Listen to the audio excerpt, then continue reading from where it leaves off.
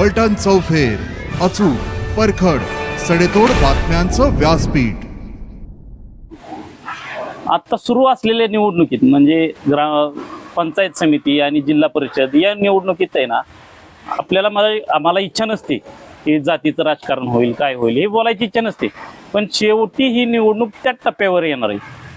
तर मला एवढंच सांगायचं आहे साखरवाडी आणि साखरवाडी परिसरातील मतदारांना की आता सध्या जर जातीचं राजकारण झालं तर आमच्या ग्रामपंचायतीत 5 सदस्य होते, राजे पार्टीचे 5 सदस्य होते, म्हणजे विरोधकांच्या, म्हणजे माजी सरपंच आहेत त्यांच्या विरोधकांचे 5 सदस्य होते.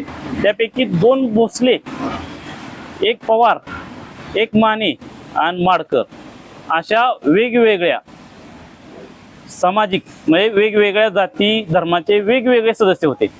तर ते सगळे 5चे सदस्य अपात्र झाले. त्यातले तर आता परत भावकीचा मुद्दा येईल. एक होळच्या भावकीतला, एक साखरवाडीच्या भावकीतला.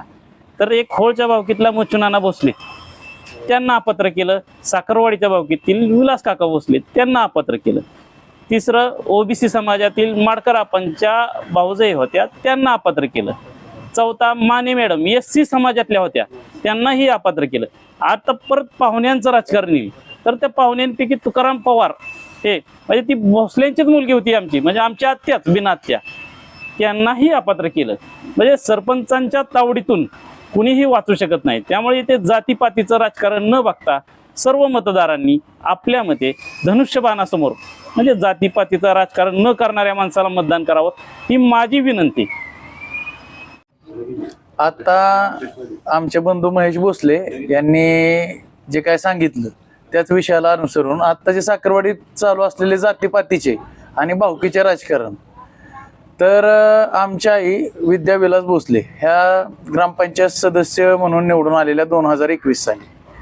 तर समोरून विक्रम भोसले यांच्याकडून आता बोललं जातंय की आपला माणूस, आपली भावकी ह्या अशा गोष्टी बऱ्याच ठिकाणी वापरल्या जातात शेजारी गावातनी, फरतरवाडी, जिंती, होळ. तर मला एवढंच सांगायचंय की आमची आई ही त्यांची भाऊजाई लागते. त्यावेळेस ज्यावेळेस ह्यांनी आमच्यावर केस दाखल केली अपात्रतेची, म्हणजे प्रशासनाकडे मागणी केली की सदस्यांना अपात्र करण्याची, त्यावेळेस यांची भाऊजाई दिसली नाही, यांना भावकी दिसली नाही की आपल्या भावकीतले आहेत. ते सर्व त्यापेक्षा पण पुढे जाऊन आमच्या आईची कॅन्सरच्या केमोची ट्रीटमेंट चालू होती.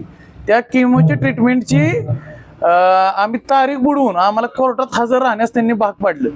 इतक्या खालच्या दर्जाचं राजकारण हे त्यांनी साखरवाडीत केलेलं आहे. ते आजूबाजूच्या अजून बाकीच्या गावांना माहिती नाही की त्यांच्या राजकारणाची ही जी पातळी ही किती खालीपर्यंत गेलेली. तर कुणीही भोसले किंवा मराठा किंवा जातीपातीच्या राजकारणाला अजिबात बळी पडू नका.